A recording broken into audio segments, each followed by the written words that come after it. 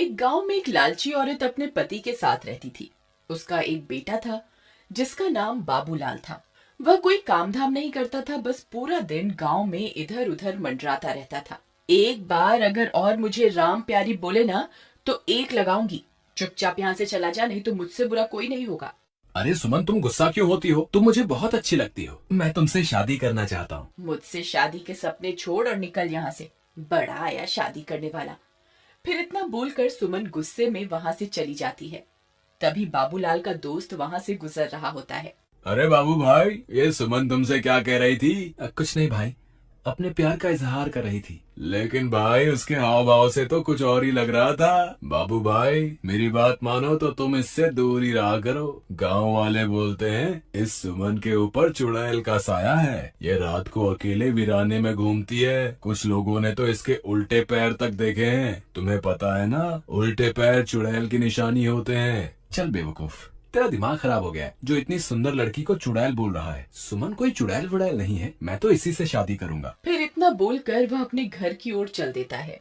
माँ, अब मेरी शादी की उम्र हो गई है। मेरी किसी सुंदर सी लड़की से शादी करवा दो ना। हाँ हाँ, क्यों नहीं। अगर राजा बेटा का कोई और भी अरमान है तो वो भी बता दीजिए। आपके सारे अरमान एक साथ ही पूरे करवा देंगे। काम धाम तो कुछ करना नहीं है। तेरी उम्र के सारे लड़के कुछ ना कुछ काम कर रहे हैं और एक तू है, पूरा दिन घूमता रहता है और मुफ्त की रोटियां तोड़ता रहता है। भला तुझ जैसे लड़के को कोई अपनी लड़की क्यों देगा? पहले कोई काम धाम करके कुछ पैसे वैसे कमा के दिखाओ, फिर शादी के सपने देखना। चल भाग यहाँ से। आवारा कहीं का तो किसी काम धाम का नहीं है। देखो ना माँ, पिताजी हमेशा मेरी बेइज्जती करते रहते हैं। किसी दिन मैं घर छोड़ के ही चला जाऊंगा। अरे नहीं नहीं बेटा, कैसी बातें कर रहे हो? ये सब तुम्हारा ही तो है। अजी आप तो रह नहीं तो हर वक्त मेरे भोले भाले बेटे को नीचा दिखाते रहते हो। अजी हमारे पास इतनी धन दौलत है, क्या आप ये सब अपने साथ ऊपर लेके जाओगे? भला मेरे बेटे को कमाने की क्या जरूरत है?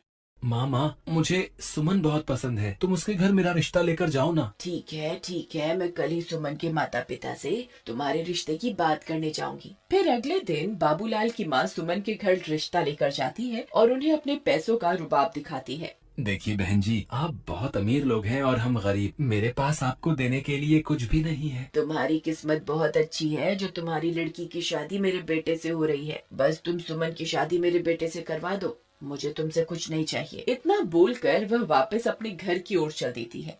अगले दिन सुमन और बाबूलाल की शादी हो जाती है। बाबूलाल सुमन से शादी करके फूला नहीं समाता। रात होने पर बाबूलाल और सुमन अपने कमरे में सो रहे होते हैं। तभी सुमन उठती है और सीधा घर से बाहर निकल जाती है और जंगल की ओर चल पड़ती है। बाबूलाल की दोस्त को सुमन पर पहले से ही शक होता है, इसलिए वह उस पर पहले से ही निगरानी रखे हुए होता है। अरे ये भाभी इतनी रात गए कहाँ जा रही है? मुझे इनका पीछा करना होगा।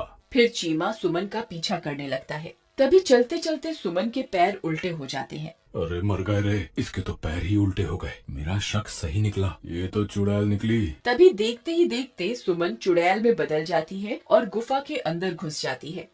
चीमा की आंखें फटी की फटी रह जाती हैं। फिर वह भी उसके पीछे पीछे गुफा के अंदर घुस जाता है।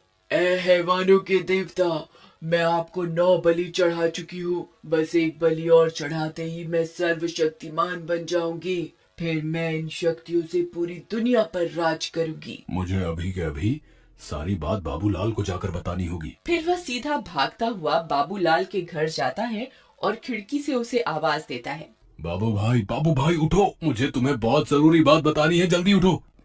अरे क्या हुआ भाई, इतनी रात तुम यहाँ क्या कर रहे हो? भाई मैंने तुम्हें पहले ही कहा था कि तुम्हारी बीवी चुड़ैल है, लेकिन तुमने मेरी बात का विश्वास नहीं किया था। भाई मुझे लगता है कि तुम्हारा दिमाग खराब हो गया है, जो ये बहकी बहकी बातें कर रहे हो। अच्छा तो ये बताओ कि क्या सुमन घर पे है? इतने में सुमन वहाँ आ जाती है। क्या हुआ चीमा भैया, इतनी रात गए कैसे आना हुआ? चीमा सुमन को घर पर देखकर हक्का बक्का रह जाता है। अब कुछ नहीं भाभी जी, मैं तो बस यहाँ से गुजर रहा था तो सोचा बाबू से मिलता चलूं। अच्छा मैं चलता हूँ। इतना बोलकर चीमा वहाँ से दुम दबा के भाग जाता है। अजी क्या हुआ, ये आपका दोस्त आपसे क्या कह रहा था? कुछ नहीं, बस ऐसी ही बेकार की बातें कर रहा था। चलो अब तुम सो जाओ, रात बहुत हो गई है। फिर सुबह होने पर वह सेठानी गुस्से से लाल हो जाती है क्योंकि सुमन अभी तक सो रही होती है। ए बहुरानी, अभी तक सो रही है क्या? घर का काम कौन करेगा? चल जल्दी उठ, मैंने काम वाली की छुट्टी कर दी है। आज से घर का सारा काम तुझे ही करना है। फिर सेठानी के जोर जोर से चिल्लाने की वजह से सुमन की नींद खुल जाती है और वह गुस्से से लाल हो जाती है।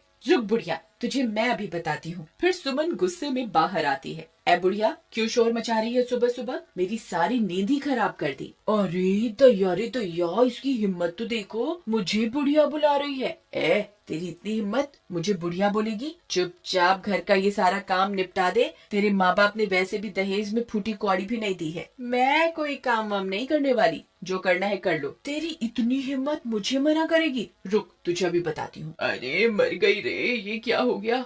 ए, तेरी इतनी हिम्मत, मुझे अभी के अभी छोड़ दे। बाबू बाबू, ओ बाबू, देख तेरी बीवी मेरे साथ क्या सलूक कर रही है। जल्दी आ, मुझे इससे बचा, नहीं तो ये मेरे सारे बाल नोच डालेगी। फिर अपनी माँ की चीख पुकार सुनकर बाबू दौड़ा दौड़ा अपने कमरे से निकलकर वहाँ पहुँच जाता है। वह यह सब देखकर हैरान रह जाता है। ए सुमन, तेरी इतनी हिम्मत, तू मेरी माँ के साथ ऐसा सलूक करेगी? अभी के अभी मेरी माँ को छोड़ दे, वरना अच्छा नहीं होगा। फिर सुमन उसे छोड़ देती है और सीधा अपने कमरे में चली जाती है।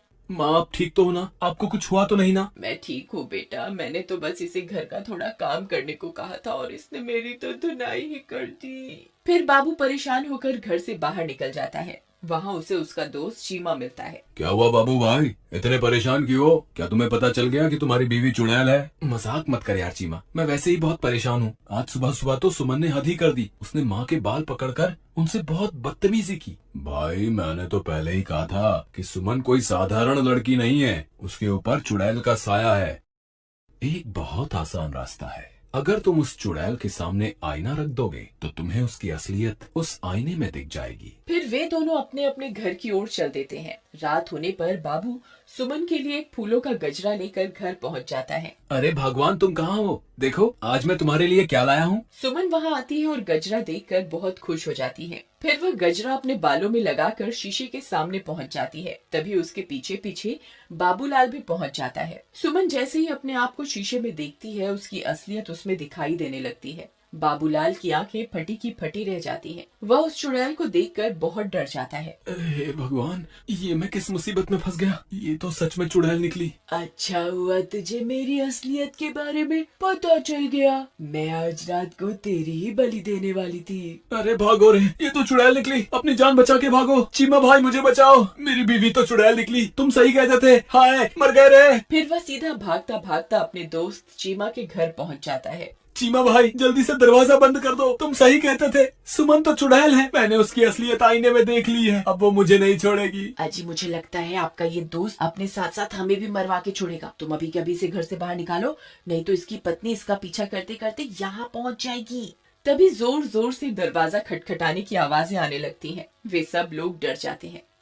अरे दैया रे दैया, लगता है इसकी पत्नी इसका पीछा करते करते यहाँ पहुँच गई। चीमा भाई, गलती से भी दरवाजा मत खोलना, नहीं तो वो चुड़ैल हम में से किसी को भी जिंदा नहीं छोड़ेगी। अरे मर गए रे। बाबू भाई, भाभी तो चुड़ैल बनकर हमारे दरवाजे पर खड़ी है, अब क्या करें? मैं तो कहती हूँ इस बाबूलाल को उठाकर घर से बाहर फेंक दो। वह चुड़ैल इसी की तलाश में यहाँ आई है। बहुत शौक चढ़ा था ना इसे सुंदर स्त्री से शादी करने का, अब भुगतने दो इसे। चलो भाई बाबूलाल, अभी के अभी मेरे घर से बाहर निकलो। चलो चलो चलो। नहीं, मैं कहीं नहीं जाने वाला।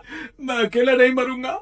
अगर तुमने मेरा साथ नहीं दिया तो मैं तुम्हें भी अपने साथ लेकर मरूंगा। अरे दैया, ये तो अपने साथ हमें भी मरवा के छोड़ेगा। अजी, आप ही कुछ कीजिए ना। बाबू भाई, मेरे घर में छोटे छोटे बच्चे भी हैं। अगर ये चुड़ैल इस घर में घुस गई तो हमारे साथ हमारे बच्चों को भी नहीं छोड़ेगी। कृपा करके तुम इस घर से निकल जाओ। ठीक है दोस्त, मैं अपनी वजह से तुम्हारे मासूम बच्चों की जान खतरे में नहीं डाल सकता। मैं अभी के अभी इस घर से चला जाता हूँ। शुक्र है भगवान का, इस आफत से जान तो छूटी। रुको मेरे दोस्त, अगर मरना ही है तो मैं भी तुम्हारे साथ मरूंगा। राधा, तुम अंदर बच्चों के पास चली जाओ। मैं अपने दोस्त को यूं अकेला नहीं छोड़ सकता। मुझे अपनी दोस्ती निभानी होगी। अजी, आप पागल हो गए क्या? वह चुड़ैल एक ही बार में आपकी जान ले लेगी। आप इसकी वजह से खुद को मौत के मुंह में क्यों धकेल रहे हैं? अगर मैंने आज अपने दोस्त का साथ नहीं दिया तो ये दुनिया कभी भी किसी की दोस्ती पर एतबार नहीं करेगी। अगर अपनी दोस्ती साबित करने के लिए अपनी जान भी देनी पड़ी तो मैं दे दूंगा। चलो बाबू भाई, मैं भी तुम्हारे साथ चलूंगा। चीमा भाई, मुझे तुम्हारी दोस्ती पर कोई शक नहीं है, लेकिन तुम मेरी वजह से अपनी जान मत दो। हम दोनों मिलकर भी इस चुड़ैल का सामना नहीं कर पाएंगे। हमारा मरना तय है। तुमने सही कहा, हम दोनों इसका मुकाबला नहीं कर पाएंगे, लेकिन मैं किसी को जानता हूँ जिसके सामने ये चुड़ैल पल भर के लिए भी नहीं टिक पाएगी। तभी चीमा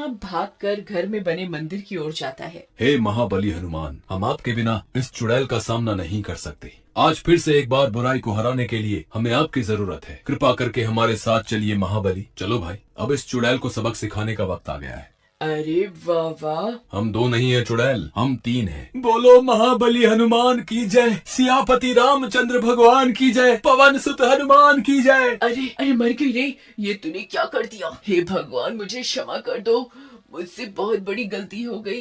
हे महाबली, हे सर्वशक्तिमान, मुझे क्षमा कर दो। मैं आज के बाद किसी व्यक्ति को नहीं सताऊंगी। फिर कुछ ही पलों में वह चुड़ैल जलकर खाक हो जाती है और एक बार फिर बुराई पर हमेशा की तरह अच्छाई की जीत होती है।